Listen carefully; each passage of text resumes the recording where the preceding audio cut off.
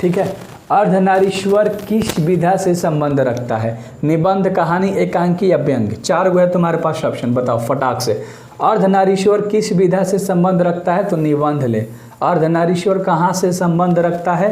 निबंध ले, सब्जेक्ट याद रख लेना, संबंध, ठीक है। चलो अगले सवाल के ऊपर हम लोग बात करेंगे मेरे भाई काफ़ी बेहतर तरीके से, ठीक ना।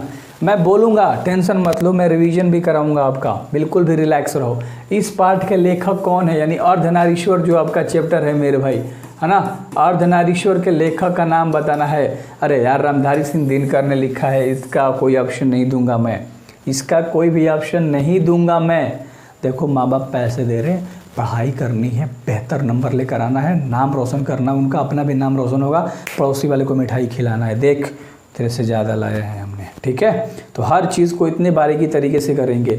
दिनकर जी का जन्म मेरे भाई बिहार के किस जिले में हुआ था? जिला का नाम पूछ रहा है, किसका नाम? जिला का नाम। समस्तीपुर या बेगूसराय? मैं आपके सामने सिर्फ 2 ऑप्शन रख रहा हूँ, समस्तीपुर या बेगूसराय। फटाक से आंसर बताओ, समस्तीपुर या बेगूसराय मेरे भाई? तो बेगूसराय में। कहाँ पर? बेगूसराय में। राइट आंसर हो जाएगा बी नंबर, बेगूसराय, ठीक है। कौन सा हो जाएगा? बी नंबर का ऑप्शन सही हो जाएगा, बेगूसराय, याद रखना, बेगूसराय जिला, ठीक है।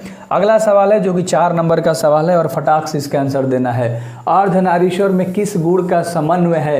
किस गुण का समन्वय है? क्वेश्चन पे ज़्यादा पकड़ बना के रखना है ना। नारी और पुरुष दोनों का। कौन सा ऑप्शन दिख रहा है? सी नंबर। अर्धनारीश्वर यानी आधा नर और आधा नारी, आधा नर और आधा नारी, ठीक है, क्लियर है। आधा नर और आधा नारी। अरे यार हिंदी देख रहे हो, इंग्लिश भी देखो ना, सबका प्लेलिस्ट बना रखा है, फिर प्लेलिस्ट में जाओ सबका देखो, एक क्लिक सब वीडियोस मिल जाएगा चैप्टर का।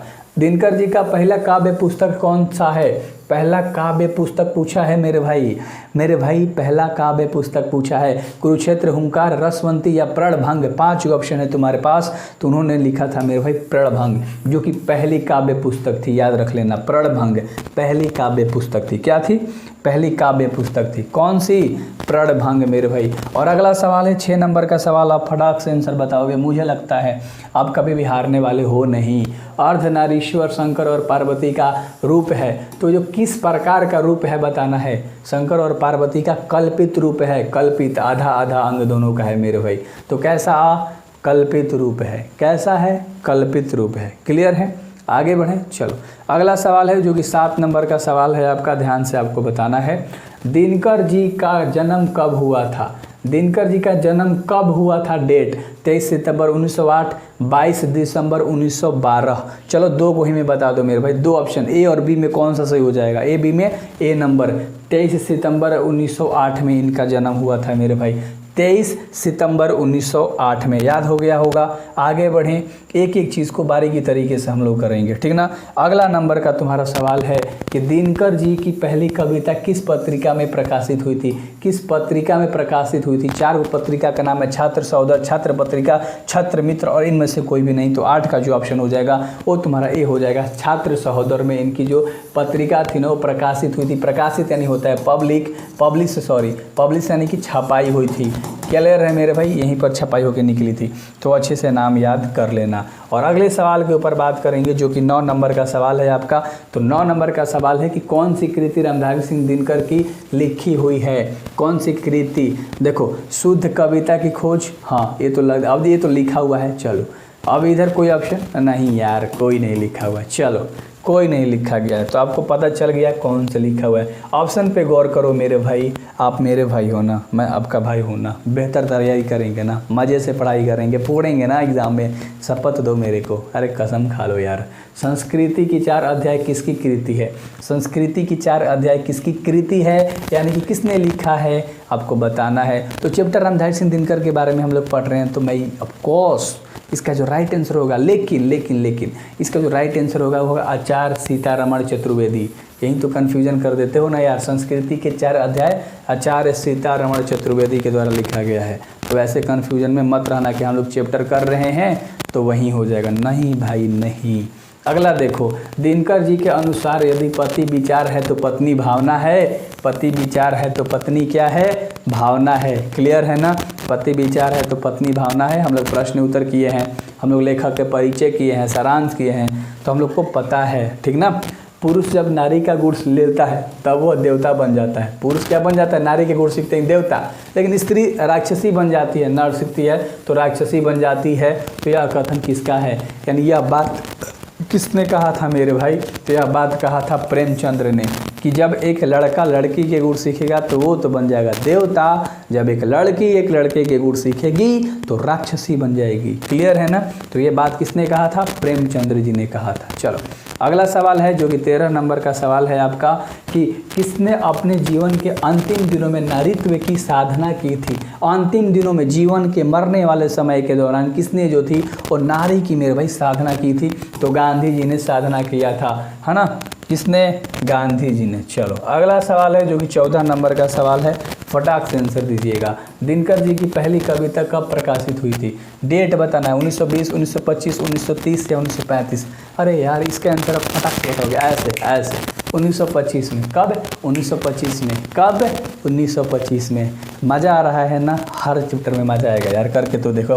जाओ चुपचाप प्लेलिस्ट में और सारे वीडियो देख डालो, मचा डालो, एकदम एग्जाम में फोड़ डालो मेरे भाई, है ना? बुद्ध अय्यर महावीर ने नारियों को कौन सा आशीर्वाद दिया था? अरे भिक्षुड़ी होने का आशीर्वाद दिया था। क्या होने का आशीर्वाद दिया था?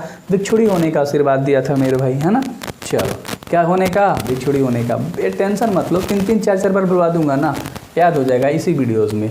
निम्नलिखित में से कौन सी रचना दिनकर जी की नहीं है? नहीं कह रहा है मेरे भाई, नहीं है। उर्वशी, रश्मिरथी, जूठन या कुरुक्षेत्र? चलो 4 ऑप्शन है तुम्हारे पास, है ना? इसमें से जूठन जो है ना मेरे भाई नहीं है।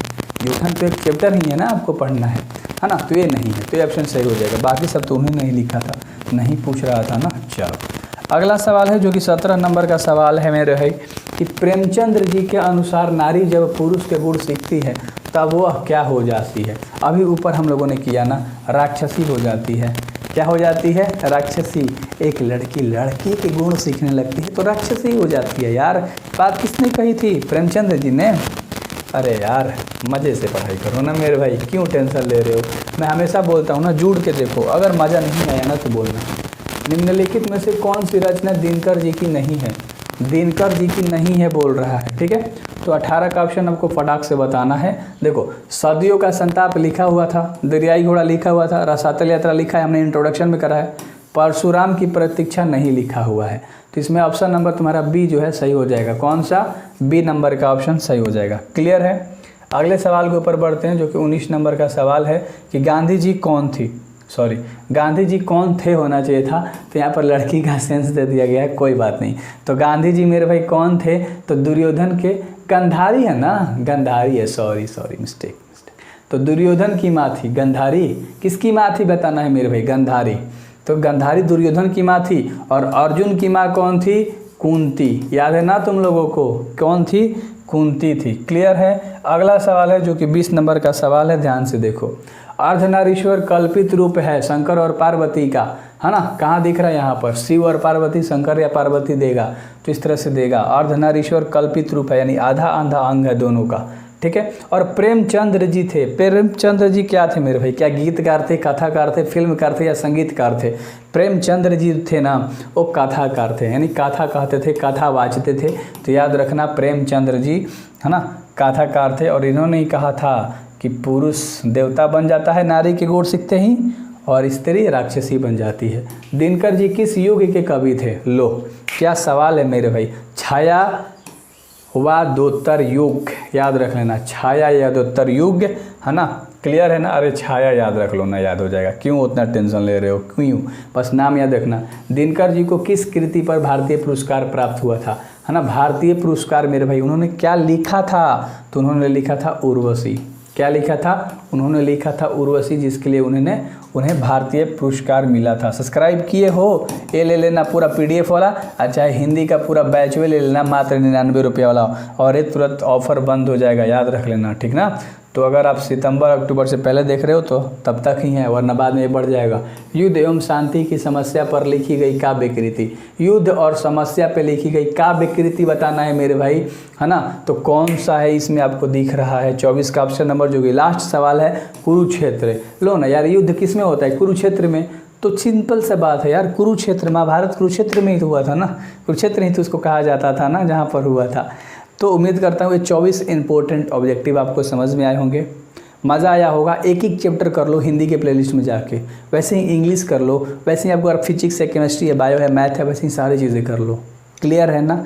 मिलते हैं मेरे भाई अगले वीडियोज़ में। सब्सक्राइब करके जाना और ऐप डाउनलोड कर लो भाई, मज़ा आ जाएगा। ठीक है, सो बेस्ट ऑफ लक।